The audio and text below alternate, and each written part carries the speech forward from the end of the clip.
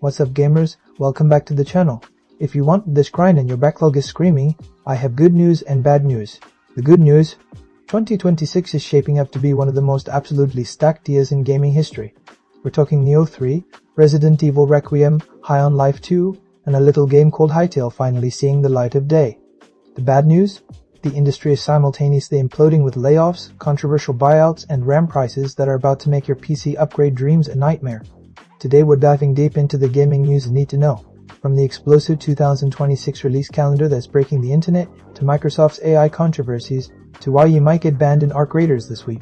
Grab your energy drinks, hit that subscribe button, and let's get into it. Let's start with the fun stuff. Because honestly, 2026 looks like it's trying to bankrupt us all.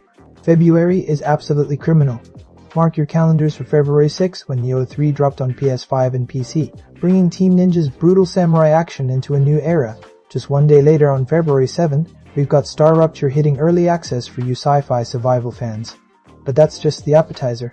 February 13th is when things get spicy.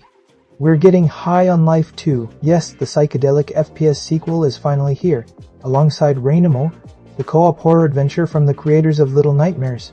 Oh, and Yakuza Kiwami 3 and Dark Ties lands on February 11th, 12th, essentially giving us a full remake of Yakuza 3 plus new content.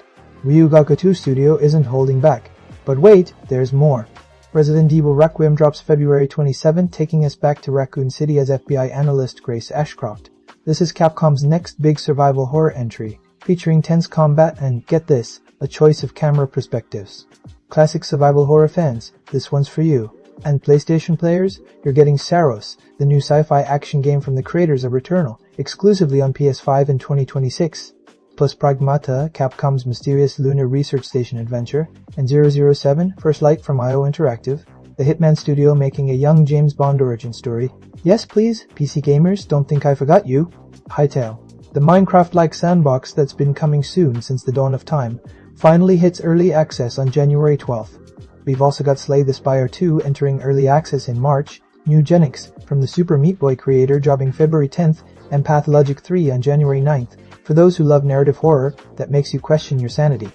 Why this matters? 2026 isn't just a good year, it's a potential historic year for gaming.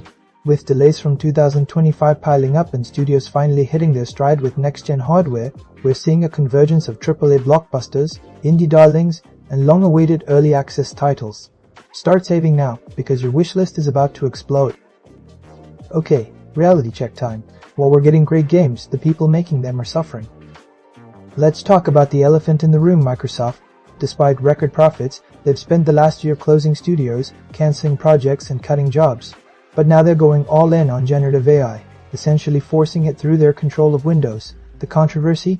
They're using this tech while continuing controversial partnerships, including military contracts.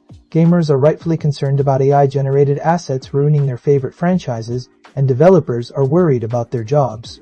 Speaking of jobs, Riot Games just laid off around 80 developers working on 2XKO, their League of Legends fighting game. Here's the kicker, this happened less than a month after the game launched. That's not a good look for a game trying to compete in the fighting game space. And then there's Electronic Arts. The Saudi Arabian regime's investment arm now has significant control over EA, bringing with it $20 billion in debt. Industry analysts are predicting extensive cuts across EA's portfolio, with beloved but struggling studios like BioWare facing an uncertain future. There's also legitimate concern about how Saudi political influence might affect game content, particularly in life sims like The Sims. Over at MindsEye, the studio behind the upcoming title, reports emerged that executives allegedly installed monitoring software on staff PCs without their knowledge. The execs are claiming sabotage, but spying on your developers? That's a new level of corporate distrust. Why this matters? We're witnessing a massive consolidation of the gaming industry where profit is prioritized over people. As gamers, we need to be aware that behind our favorite titles are developers facing crunch, surveillance, and job insecurity. The games might be great in 2026, but at what human cost? Now let's talk about the tech powering your games, and why it's getting more expensive. Ragnarok is upon us. Yes, I just said that. The generative AI craze is destroying RAM availability. Kingston has confirmed that prices will remain high well into 2026 because chip manufacturers are prioritizing strategic customers in AI over consumer gaming. This means your planned PC upgrade just got pricier, and it's affecting everything from Valve's new Steam machine to the rumored Steam Deck 2. But it's not all doom and gloom in hardware.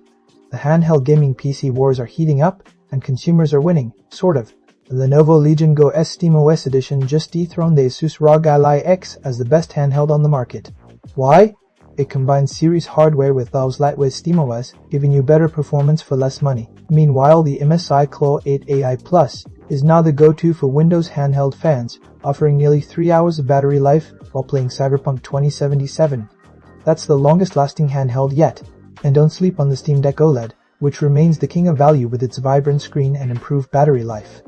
HP is also dropping the new OMEN 16 laptop and OMEN 16L desktop, featuring Unleashed mode for manual overclocking, Intel Core Ultra 7 or AMD Ryzen 9 chips, and the new OMEN Tempest cooling system with AI-powered optimization.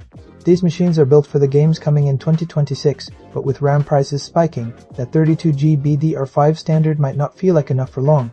Why this matters: the handheld market is becoming the most competitive space in gaming hardware, giving you console-quality gaming on the go. But the RAM shortage means PC builders need to buy now or pay later. If you're planning a 2026 gaming rig, budget extra for memory or consider a handheld as your primary device. Let's rapid fire through some specific updates that caught my eye this week. Arc Raiders just dropped a hotfix squashing the item duplication bug, and Embark Studios is warning that bans are coming for guilty players. If you exploited that dupe glitch, your account might be on the chopping block. Meanwhile, they're running a temporary PvE event called Shared Watch to encourage players to play nice together. Besiege, the medieval physics sandbox that's been letting us build siege weapons for a decade, is heading to space. The next expansion is taking us to alien worlds to conquer the final frontier. 10 years of support for a game, and they're still adding major content. That's how you do early access right. Fallout TV show trivia time, while Aaron Moten, who plays Maximus, forbid himself from playing the games to protect his performance, Ella Pernaldus is apparently the only lead who's actually rolled a character in the Wasteland. Also, fun fact, the VAT system in Fallout 3 was inspired by Burnout's crash mode. Todd Howard literally said, "Imagine the car parts are like eyeballs and guts."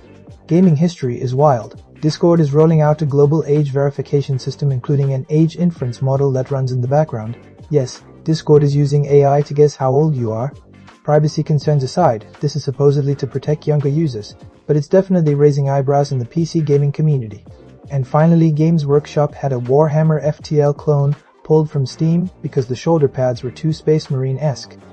The indie devs had to redesign their assets because they look too much like 40K's iconic armor. Copyright strikes are getting ridiculous, folks. Why this matters, from banways to copyright takedowns to AI surveillance on Discord, the ecosystem around gaming is getting more regulated and more complicated. Stay informed so you don't lose access to your favorite communities or accounts. So there you have it, 2026 is going to be a year of contrasts. We're getting Nioh 3, Resident Evil Requiem, Hytale, Yakuza Kiwami 3, and what might be the best lineup of games in recent memory. But we're also facing an industry in crisis, with layoffs, AI controversies, and hardware shortages threatening to overshadow the fun. As gamers, we have the power to support ethical development practices, call out corporate greed when we see it, and still get hyped for the incredible art that developers are creating despite these challenges. Which 2026 game are you most excited for? Drop it in the comments below. Are you Team Saros or Team Pragmata? High on Life 2 or Rain Amal? If you enjoyed this breakdown, smash that like button and subscribe for weekly gaming news updates. I've got a playlist on screen now with our deep dives into Arc Raiders and the best handheld gaming PCs of 2025. Until next time, keep gaming, stay informed, and maybe start saving for that RAM upgrade now. Peace.